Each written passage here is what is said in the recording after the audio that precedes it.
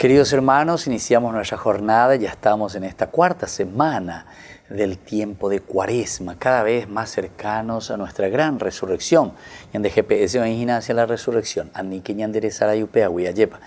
Y las lecturas de estos días que ya hemos escuchado desde estos primeros días de esta semana siempre nos están hablando de mucha esperanza y de mucha alegría. El Señor que es clemente, que es compasivo, que nos regala su gracia, que nos hace salir del pecado, que nos renueva todo. Hoy lo tomamos de Isaías. Isaías luego de por sí ya sabemos, ¿verdad?, que el significado teológico de este nombre es Dios, Yahvé que salva, ¿verdad? Yahvé que nos salva. Estamos en el capítulo 49 del 8 al 15. ¿Y qué nos dice la palabra del Señor?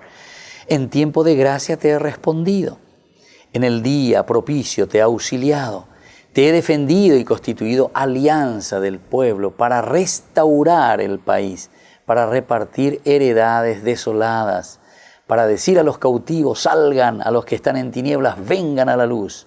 Aún por los caminos pastarán, tendrán praderas en todas las dunas. No pasarán hambre ni sed, ni les hará daño el bochorno ni el sol. Y así continúa esta palabra del Señor Isaías.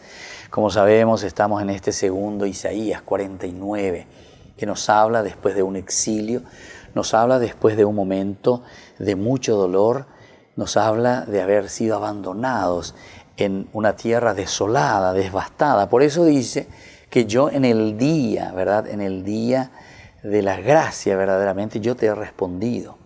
Porque no hay mal que por bien no venga, nos dice el Señor. Entonces, anila ya que ya lleva, sino que crecer en nuestra propia personalidad. Que la personalidad no significa también crecer solamente en un aspecto humano, ¿verdad?, de nuestra personalidad. Esa es la base, lo elemental. Pero peor es cañan de un crecimiento espiritual.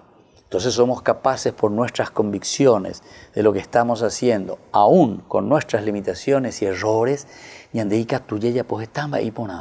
importante por eso es la conversión, y por eso Dios nos dice, en el día propicio te he auxiliado, te pasé la mano, te he defendido, te constituyo ahora alianza del pueblo.